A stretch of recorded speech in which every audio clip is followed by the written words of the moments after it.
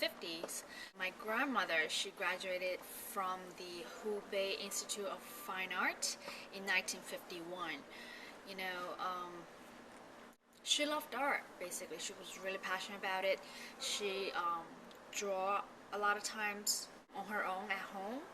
And my father, he grew up in that culture. You know, if you just look up in the history in the Hubei province in China, has a very rich history and art history. He was basically surrounded by art as he was growing up, and that's what really inspired him and motivated him to, you know, start his own gallery. In Guangzhou, he moved with his parents to Guangzhou when he was 7 years old.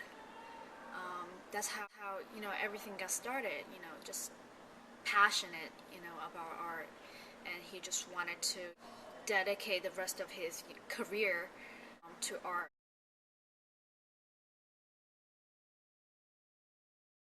That she did not produce too much paintings. You know, right after she graduated from the 60s into the 70s, that there was a Chinese Cultural Revolution. During that time, you know, right after she graduated college, at that time she worked for a state-run movie production company and also this institution for higher learnings.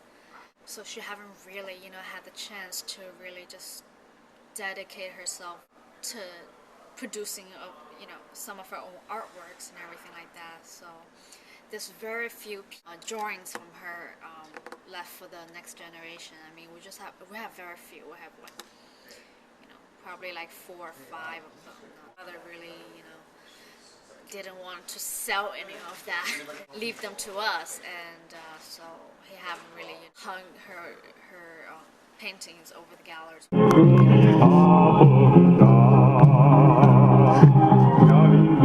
He referred me to one of this website from Zhejiang Culture, and it stated on the website that on China's 6 largest auction firms, they did $5.2 billion worth of business in 2005, which is a growth of 52% from the previous year. You know, so it's at a stunting rate. It's growing. I mean, there's a lot of, you know, richness of art history in China, and right now it's about, you know, the right time to really introduce it to foreign countries.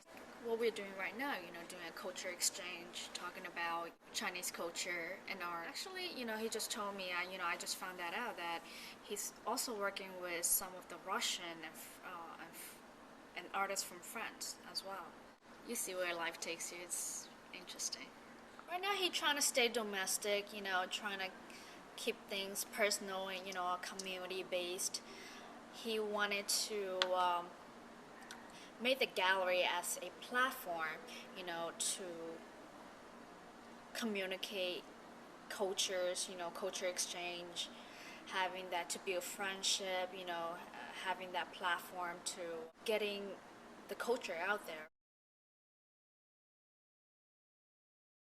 For his type of business, it's like on a very personal base.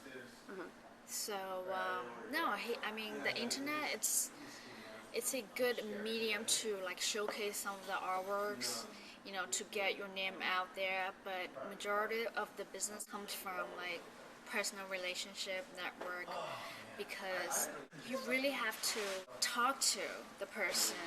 You know, for example, if you're a collector, he wanted to make sure that find the right match, you know, of the artwork for the collector. He's been in this business for over 20, 30 years, and he still keep in a very good relationship with a lot of his artists. So he knows them on a personal base, you know, very personal, and their ideologies, the artist's vision, their style of painting, and so he's very, very familiar with that, and can easily communicate to the collectors, you know, of each artist's work.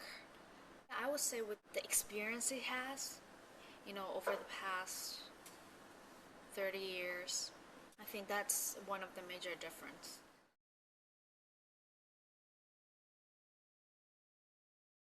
I love art as well. I've been taking a lot of art classes here, photography classes. Right now, I'm also an entrepreneur. I'm starting out my own business. Never say never.